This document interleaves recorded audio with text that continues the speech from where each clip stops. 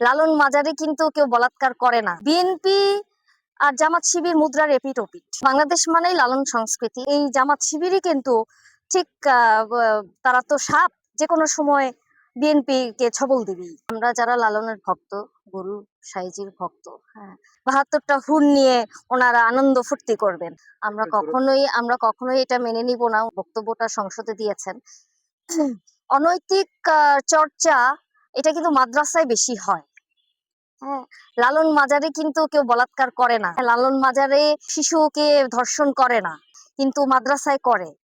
তো সংসদে উনি লালন মাজার নিয়ে যে বক্তব্য দিয়েছেন, হ্যাঁ, এটা একদম অবান্তর বক্তব্য। আমাদের শিল্পকে, আমাদের সাহিত্যকে, আমাদের সংস্কৃতিকে একদম আহ গলা টিপে হত্যা করার জন্যই এই কথাগুলো উনি তুলেছেন। কিন্তু বিভিন্ন ওয়াজ মাহফিলে উনি যে নারীদেরকে অসম্মান করে কথা বলেন, মাদ্রাসায় যে সব ঘটনাগুলো ঘটে যাচ্ছে, এইগুলো নিয়ে তো ওনার কোনো বক্তব্য নাই, কারণ উনি নিজেই মাদ্রাসার ব্যাকগ্রাউন্ডের একজন লোক।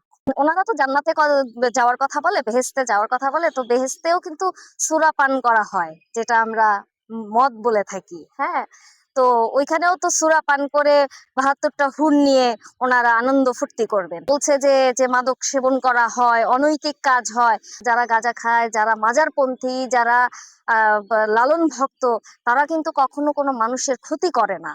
হ্যাঁ, কোনো বাচ্চাকে ধর্ষণ করে না, কোনো নারীকে ধর্ষণ করে না, হ্যাঁ, নারীকে অসম্মান করে না। হ্যাঁ, কিন্তু ওনারা গাঁজা খান না, ওনারা ৫ ওয়াক্ত নামাজ পড়েন। হ্যাঁ, ওনারা ওয়াজ করেন।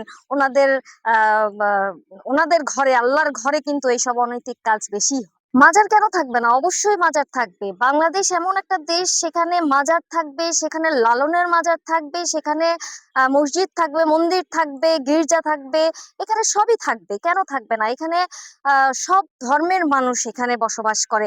যে ধর্মে বিশ্বাস করে না সেই মানুষও এখানে বসবাস। প্রত্যেকটা মানুষের স্বাধীনতা আছে। আপনি আপনার ধর্মকে তো আপনি চাপিয়ে দিতে পারেন না।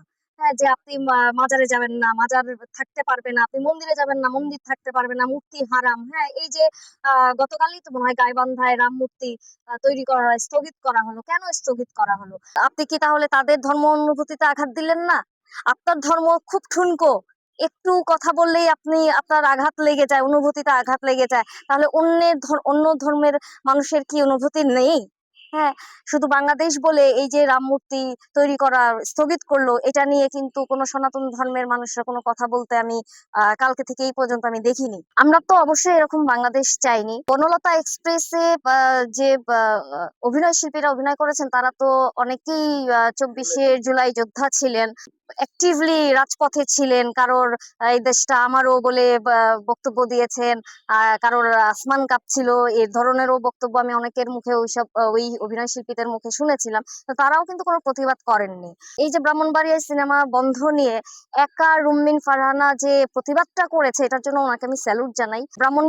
বাড়িয়াতে গিয়ে অভিনয় শিল্পীদের উচিত ছিল ওখানে প্রতিবাদ করা, রুমিন ফারহানার পাশে দাঁড়ানো, কিন্তু তারা দাঁড়ায়নি। দাঁড়িয়েছে কারা? আমরা দাঁড়িয়েছি। আমরা সোশ্যাল মিডিয়াতে হোক বা আমরা রাজপথে হোক, আমরা দাঁড়িয়েছি।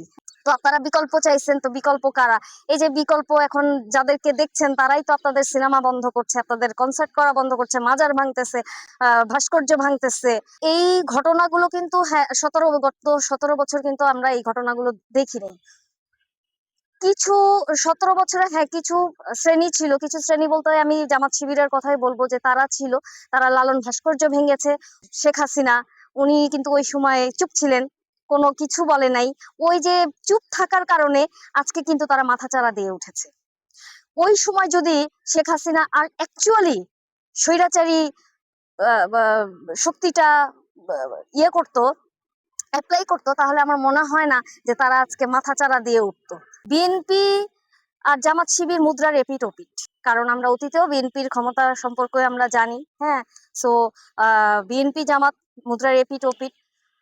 আমার মনে হয় না বিএনপি জামাতকে দমন করতে পারবে, সেটা সংসদে হোক বা রাজপথের রাজনীতিতে। এই জামাত শিবিরই কিন্তু ঠিক তারা তো সাপ, যে কোনো সময় বিএনপি কে ছবল দিবি।